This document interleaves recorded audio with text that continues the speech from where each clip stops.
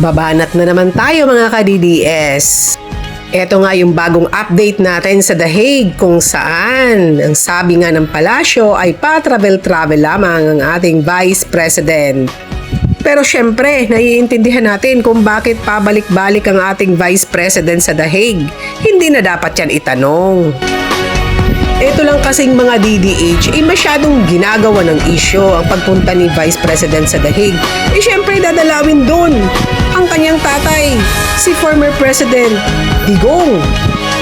Eto, pakinggan natin ang interview ni Alvin and Tourism sa ating Vice President na si Sara Duterte. I wouldn't say I'm happy to be back because of the situation of President Duterte, but I'm happy to see all of you again, and happy springtime sa inyong lahat. I am very well and okay. Thank you, VP. On behalf of the Filipino community all over the world, welcome back and we're glad to see you again. Yes, I'm happy to see first-timers as well.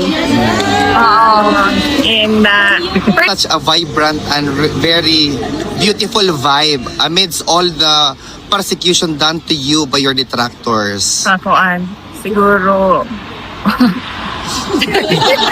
No comment. No, I've always been like this, yes. What is your position? A lot of people, especially individuals na talagang gusto kang ma-impeach, are already spreading statements sa social media or sa mainstream media that you will be impeached and there will be impeachment sa Senate against you. Eto mga ka-DDS, pakinggan ninyo ang ating Vice President Sara Duterte kung paano isa sa kanyang mga isinusulong o isa sa kanyang mentalidad ang pagkakaroon ng kalayaan sa pagpapalabas ng ating mga emosyon. Kung baga, hindi niya sinusupil ang kalayaan ng mga Pilipino para sa pagsasalita. Freedom of speech, ika nga. Is your position? A lot of people, especially individuals na talagang gusto kang ma-impeach, are already spreading statements sa social media or sa mainstream media that you will be impeached and there will be impeachment sa Senate against you. Kung ordinary individuals lang naman yan, like ordinary Filipinos, pabayaan na natin yan, no? Kasi yan naman yung opinion nila, yan naman yung damdamin nila, hindi mo naman mapabago ang nararamdaman ng isang tao. Di ba mga ka-DDS, mahalaga sa ating susunod na presidente ang freedom of speech. Ibig lamang sabihin, abogado talaga si Inday Sara, sumusunod sa batas at pinahahalagahan ang karapatan ng tao. Hindi katulad ng iba dyan. Kahit hindi ako magsalita, kilala ng mga DDS yan. Kung sino ang tinutukoy ko. Congressman na yung nagsasabi or senator na yung nagsasabi. Kasi magtatanong ka, bakit sobrang sigurado ka na tapos na ito? I was about to ask VP because Representative Ridon actually even made mention in an interview that you're very clear na talaga that there will be 106 votes which is required for the articles of impeachment na ma-endorse doon sa Senate.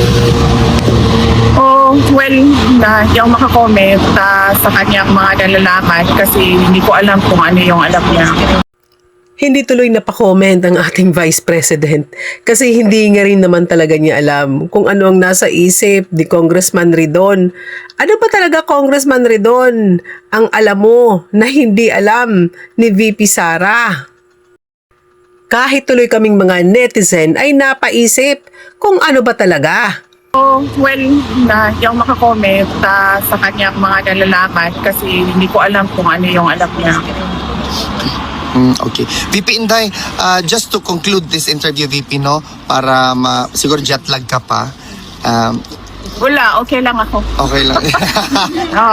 VP, what's natulog ako ng mayos. Okay. Hindi mag-jet lang. VP, what's your message to the undying, unwavering love and support to the former president and to the Duterte family, to you and your siblings as well? Yes, oo. Undying din yung pagpapasalamat. In fact, kanina, as you mentioned to bring the message to him. Sabi mo, hindi kayo susuko. So, pinaabot ko din sa kanya. Sabi ko, nagsabi sila na hindi sila susuko. At sabi niya na sumuko na daw kayo. Kayo. Well, hindi ko alam kung joke yun or hindi. But, We're traveled miles away for him. for PRD, I would take it as a joke. And of course, ako personally, yung lakas ko lang talaga galing talaga sa mga tao.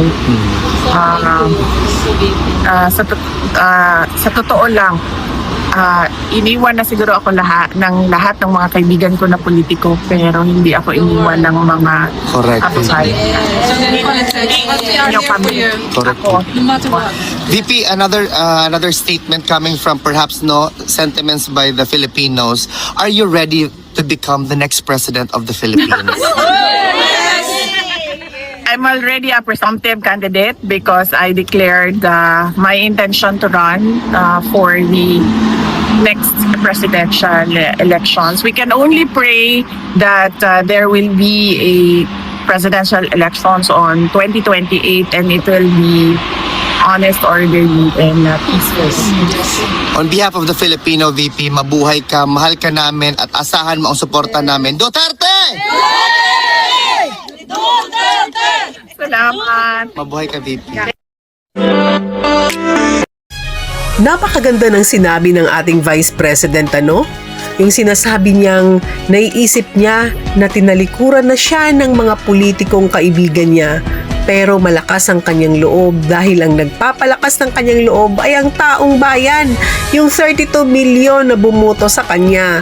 Pero BP, huwag kang maniwala na tinalikuran ka ng mga kaibigan mong politiko dahil yung totoo, nakasuporta yan sila sa'yo. Kaya laban lang, BP, sa 2028. Ikaw na ang aming presidente. Asahan mo ang suporta namin. Duterte! Salamat. Mabuhay ka, VP.